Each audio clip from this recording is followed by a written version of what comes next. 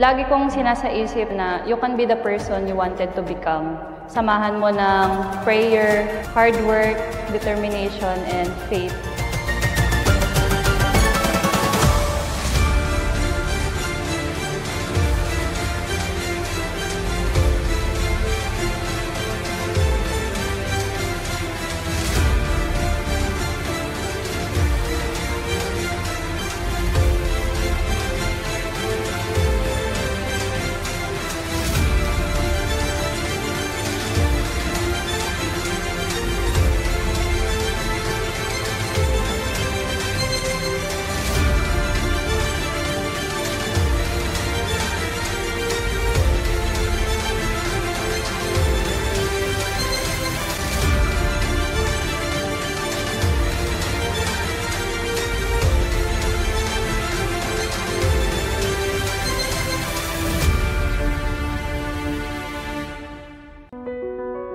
Ngayon is kinakabahan na ako.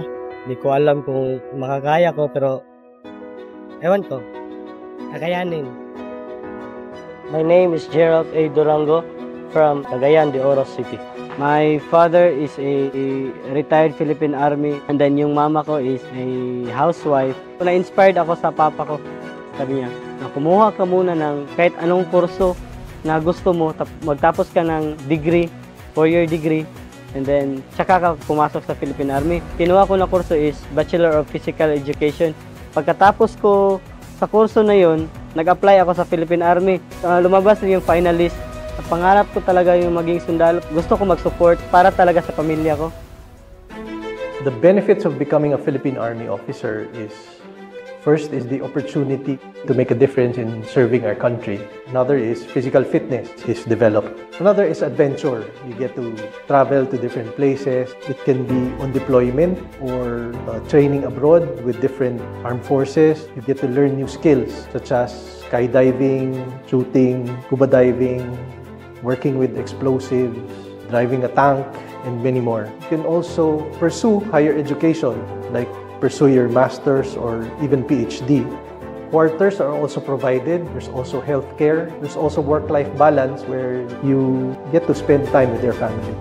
Hello, I'm Chelo P. Talosig. I graduated with a degree of Bachelor of Science in Civil Engineering, major in Water Resource Engineering from F.L. Vargas College. Bata pa lang ako, gusto kong maging sundalo. Yung tatay ko kasi ay dating enlisted personnel. Nung senior high school ako, nasunugan kami ng bahay. Doon ko naranasan yung sobrang hirap na pamumuhay. So nung college, nag-enroll ako ng civil engineering. Nag-enroll din ako sa ROTC kasi very curious talaga ako kung ano ba talaga yung training na pinagdadaanan ng sundalo. Pagka-graduate ko, mag-a-apply agad ako ng Philippine Army. Tinatawag ko na yung sarili ko na Lieutenant Engineer dahil gusto kong makuha yung rank na tiniente at gusto ko rin maging isang ganap na licensed engineer. Kaya ako porsigidong maging officer. Gusto kong iangat yung pamilya ko sa hirap. May mga kapatid pa akong nag-aaral. Gusto ko sana na mapagtapos sila.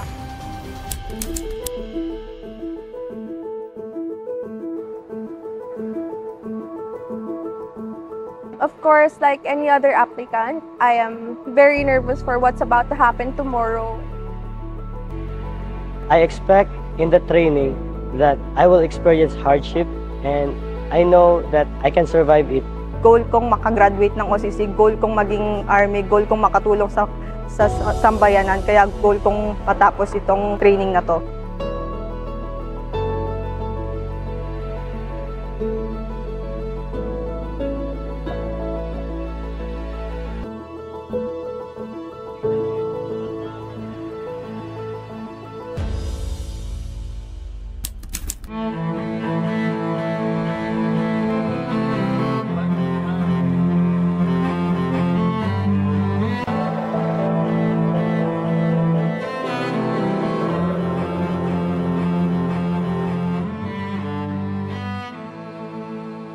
Everywhere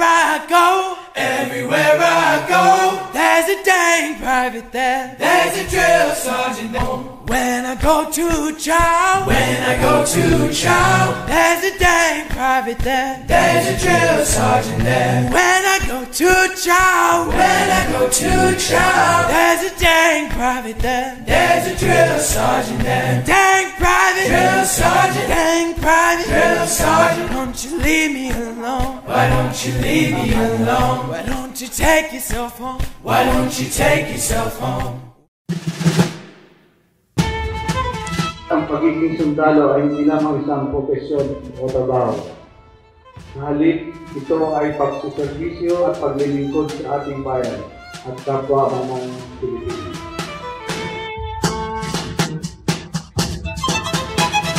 I hereby present 397 officer candidates of the Officer Candidate Course Class 60-2024. The authority vested in me as the Senior Tactical Officer of the Officer Candidate School, Training and Doctrine Command, Philippine Army, I give you the full authority to receive the OCC Class 60-2024. Take charge! Sa likod!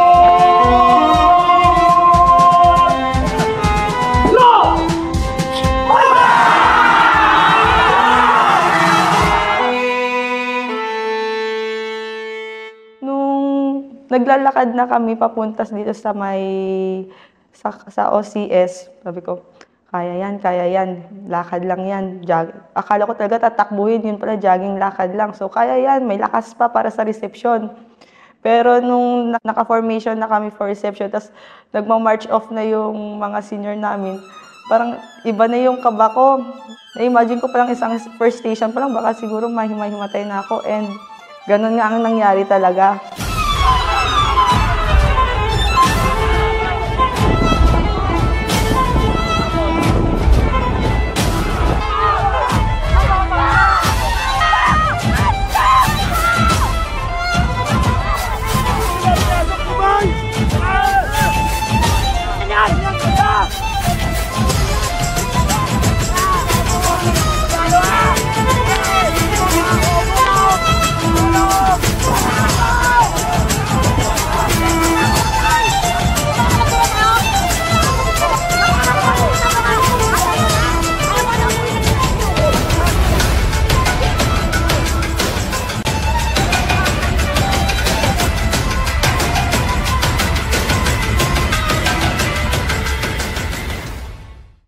Going back, parang at that time, sobrang hindi ko pa ine-expect talaga kung ano yung mangyayari.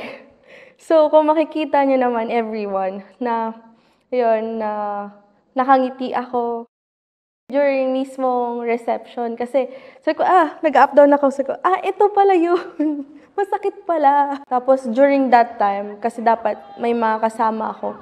Kaso, nawawala ako. So, parang may mga hatak ng hatak sa akin from going one drill to another. So, nakakalito siya. Tsaka, ang daming nagsisigaw sa paligid talaga. Mawiwindang ka. Parang gano'n yung nangyari sa akin. Balik ka na doon! Balik ka na! Magpaparong ka lang din!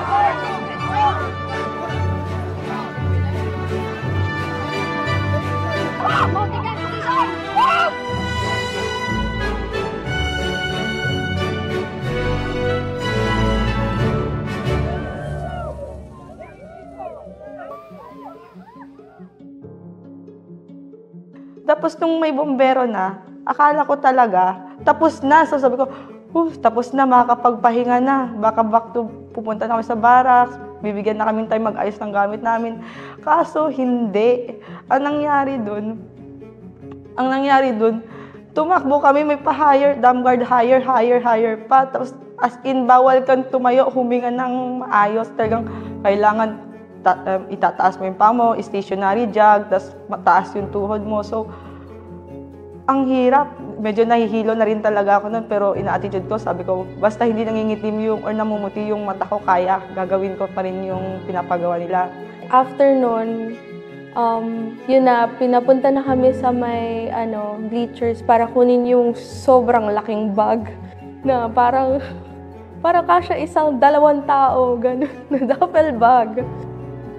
kung titignan, sabi ko, hindi ko alam paano ko nabuhat yun papuntang barracks kasi sobrang layo, tapos gabi, tapos naulan pa, tapos wala pa kaming enough water after the reception.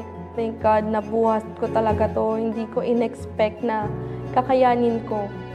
Pero, ayun, parang after nun, it was all a blur.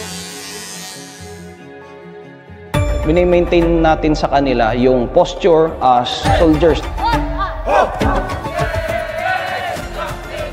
From civilian life, transform natin sila into future officers.